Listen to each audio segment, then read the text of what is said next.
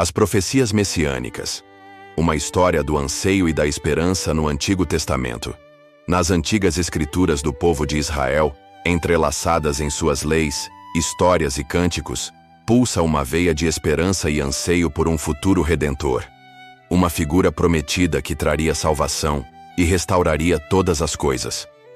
Esta é a história das profecias messiânicas, uma tapeçaria tecida ao longo de séculos pelos profetas de Israel, cujas palavras ecoaram através do tempo, moldando a expectativa por um ungido, em hebraico Mashiach, em grego Christos, que viria de Deus. O Gênesis da promessa. O nascimento do Messias.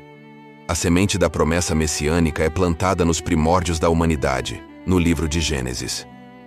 Após a transgressão no Éden, Deus amaldiçoa a serpente e declara: "Porei inimizade entre ti e a mulher, e entre a tua descendência e a sua descendência. Esta te ferirá a cabeça, e tu lhe ferirás o calcanhar." Gênesis 3:15. A tradição judaica vê neste versículo, conhecido como o proto-evangelho, a primeira insinuação de um conflito vindouro e uma vitória final da semente da mulher sobre o mal. Para os cristãos, esta é a primeira profecia do Messias, Jesus, que nasceria de uma mulher, Maria, e esmagaria a cabeça da serpente, Satanás, através de seu sacrifício. A promessa se estreita e se foca na linhagem de um povo.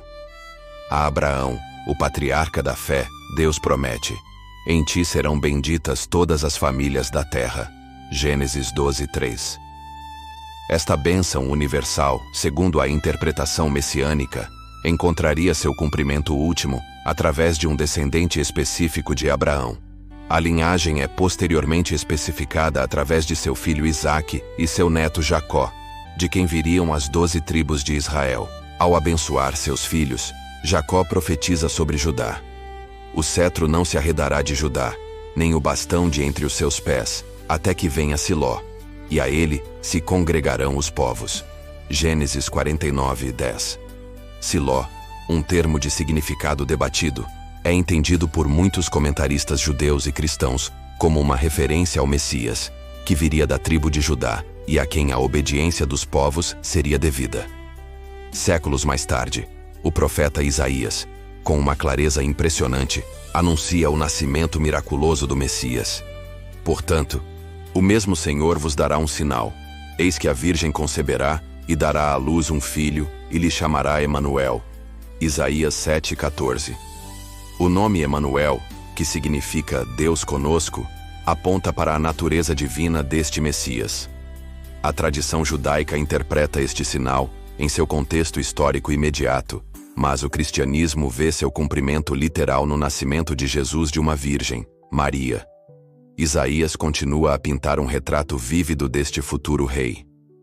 "Porque um menino nos nasceu, um filho se nos deu, e o governo está sobre os seus ombros, e o seu nome será Maravilhoso Conselheiro, Deus Forte, Pai da Eternidade, Príncipe da Paz."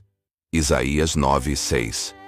O profeta Miqueias, contemporâneo de Isaías, especifica o local de nascimento do Messias: "E tu, Belém Efrata, posto que pequena entre os milhares de Judá, de ti me sairá o que governará em Israel, e cujas saídas são desde os tempos antigos, desde os dias da eternidade."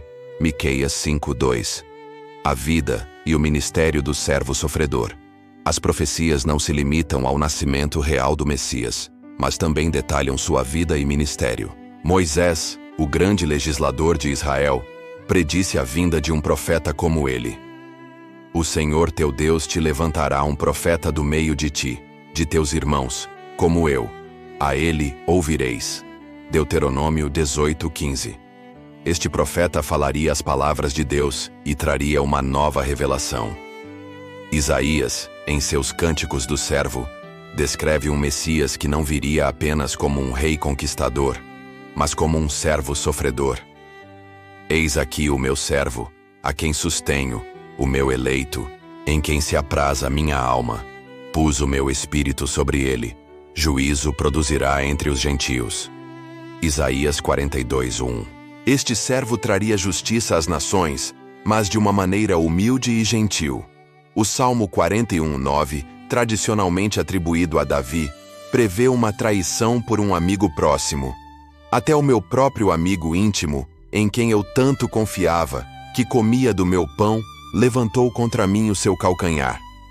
Esta passagem é vista no Novo Testamento como uma prefiguração da traição de Jesus por Judas Iscariotes. Zacarias, profetizando após o exílio babilônico, descreve a entrada humilde do Messias em Jerusalém. Alegra-te muito, ó filha de Sião. Exulta, ó filha de Jerusalém. Eis que o teu rei virá a ti, justo e salvo, pobre, e montado sobre um jumento, e sobre um jumentinho, filho de jumenta.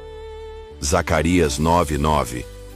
Esta profecia encontra seu cumprimento na entrada triunfal de Jesus em Jerusalém, montado em um jumentinho, dias antes de sua crucificação. A morte e o sacrifício expiatório, talvez as profecias mais detalhadas e comoventes do Antigo Testamento sobre o Messias, sejam aquelas que descrevem sua paixão e morte. O Salmo 22, escrito por Davi, oferece um relato em primeira pessoa de um sofrimento que espelha de forma impressionante a crucificação. Começa com as palavras que Jesus clamaria na cruz: Deus meu, por que me desamparaste? Salmo 22:1. O salmista continua a descrever o escárnio dos espectadores. Lançou sobre o Senhor a sua sorte. Livre-o, salve-o, pois que nele tem prazer. A sede intensa. A minha força se secou como um caco, e a língua se me pega ao paladar. A perfuração de suas mãos e pés. Transpassaram-me as mãos e os pés, e a divisão de suas vestes. Repartem entre si as minhas vestes, e lançam sortes sobre a minha túnica. Isaías 53, o quarto cântico do servo, é considerado por muitos como o ápice da profecia messiânica no Antigo Testamento. Ele descreve um servo que sofre vicariamente pelos pecados do povo. Verdadeiramente ele tomou sobre si as nossas enfermidades e as nossas dores levou sobre si. Mas ele foi ferido por causa das nossas transgressões e moído por causa das nossas iniquidades. O castigo que nos traz a paz estava sobre ele, e pelas suas pisaduras fomos sarados. Todos nós andávamos desgarrados como ovelhas. Cada um se desviava pelo seu caminho. Mas o Senhor fez cair sobre ele a iniquidade de nós todos. Isaías 53, 4, 6. O profeta fala de sua morte entre malfeitores, e puseram a sua sepultura com os ímpios e com o rico na sua morte, e de seu sacrifício como uma oferta pelo pecado, quando a sua alma se puser por expiação do pecado. Zacarias também profetiza sobre um Messias traspassado. E olharão para mim, a quem traspassaram, e pranteá-lo-ão sobre ele, como quem pranteia pelo filho unigênito. Zacarias 12:10.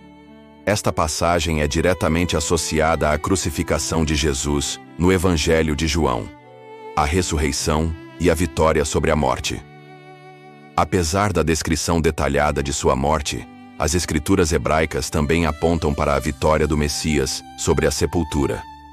O Salmo 16:10 declara: Pois não deixarás a minha alma no inferno, nem permitirás que o teu santo veja a corrupção. Esta é uma das profecias mais claras sobre a ressurreição, interpretada tanto no judaísmo como um anseio pela vida eterna, quanto no cristianismo como uma predição direta da ressurreição de Jesus, cujo corpo não sofreu decomposição. Isaías 53, após descrever a morte do servo, também alude à sua exaltação e vida futura. Ele verá a sua posteridade, prolongará os seus dias, e o bom prazer do Senhor prosperará na sua mão. Isaías 53:10. Esta posteridade e prolongamento dos dias são vistos como uma referência à vida após a morte e à comunidade de fé que surgiria de seu sacrifício. O profeta Jonas, que passou 3 dias e 3 noites no ventre de um grande peixe, é visto por Jesus no Novo Testamento como um sinal de sua própria morte e ressurreição. Assim como Jonas esteve 3 dias e 3 noites no ventre da baleia, assim estará o Filho do Homem 3 dias e 3 noites no seio da terra. Mateus 12:40. O reino eterno e a restauração final. As profecias culminam na promessa de um reino eterno que o Messias estabelecerá, O profeta Daniel, interpretando o sonho do rei Nabucodonosor, fala de uma pedra cortada sem auxílio de mãos que destrói os reinos terrenos e se torna uma grande montanha que enche toda a terra. Ele interpreta isso como o reino do Messias. Mas nos dias desses reis, o Deus do céu levantará um reino que não será jamais destruído, e ele subsistirá para sempre. Daniel 2:44. Em uma visão noturna, Daniel vê um como o Filho do Homem, vindo com as nuvens do céu, a quem foi dado o domínio e a honra e o reino, para que todos os povos, nações e línguas o servissem. O seu domínio é um domínio eterno que não passará, e o seu reino, o único que não será destruído. Daniel 7, 13 e 14. Isaías fala de um tempo de paz e justiça universais sob o governo do Messias. E morará o lobo com o cordeiro, e o leopardo com o cabrito se deitará. Não se fará mal nem dano algum em todo o meu santo monte, porque a terra se encherá do conhecimento do Senhor, como as águas cobrem o mar. Isaías 11, 6, 9. O profeta Jeremias anuncia uma nova aliança que Deus fará com seu povo, uma aliança escrita não em tábuas de pedra, mas em seus corações. Porei a minha lei no seu interior, e a escreverei no seu coração, e eu serei o seu Deus, e eles serão o meu povo. Jeremias 31, 33. Esta nova aliança é vista como inaugurada pelo Messias, trazendo um relacionamento mais íntimo e transformador com Deus. Assim, a história profética do Antigo Testamento, desde os sussurros iniciais no Gênesis até as visões grandiosas de Daniel, tece uma imagem rica e complexa do Messias. É uma história de um rei vindouro, nascido de uma linhagem real, que seria ao mesmo tempo um servo sofredor e um conquistador vitorioso. Ele morreria por seu povo e, no entanto, viveria para reinar eternamente. Para a tradição judaica, a plenitude do cumprimento destas profecias ainda é aguardada. Para os cristãos, esta tapeçaria profética encontra seu cumprimento perfeito e sua expressão máxima na pessoa de Jesus de Nazaré, o Cristo, o Messias prometido que veio, que morreu, que ressuscitou e que reinará para sempre. Para ser salvo, segundo a Bíblia no livro de Atos, capítulo 16, versículos 30 e 31, você deve crer no Senhor Jesus. Em um sentido mais amplo, isso envolve não apenas acreditar, mas confiar em Jesus como o Salvador, o que também inclui o arrependimento dos pecados e a aceitação da sua obra redentora. Jesus é o Rei eterno, que reinará como seu povo na Cidade Santa por toda a eternidade ao lado do Pai. Faça parte desse reino. Aceite hoje mesmo Jesus como seu Salvador.